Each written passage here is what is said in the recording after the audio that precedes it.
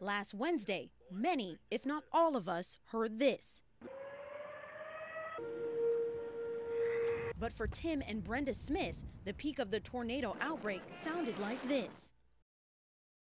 For some, warnings aren't enough. The power wasn't on. We really had no way of knowing what was happening.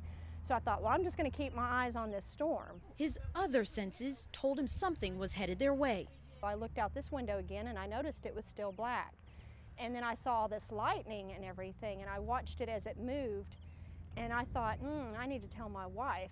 With the help of an interpreter, Tim and Brenda describe how they ran into a closet as a tornado bared down on their home. We got down, and it was just very, very fast. We could feel the whole house shaking. He says it took less than 15 minutes for the entire roof to come off. That's where we were sleeping, is right there in that bed. Had the tornado come before we got up in the morning, that would have killed us. In the aftermath, Brenda says her emotions turned from fear to anger. I was talking to God, why did it have to hit my house? Why? They both say they've moved past the why and are focused on the now. They realize every day is a challenge, but they'll continue to face it. Deaf people, we don't always have flashing lights for a tornado. They can hear the weather, or they can hear warnings and so forth, but deaf people, if they're asleep during the night, they won't hear it. So that's one thing about it that is rough.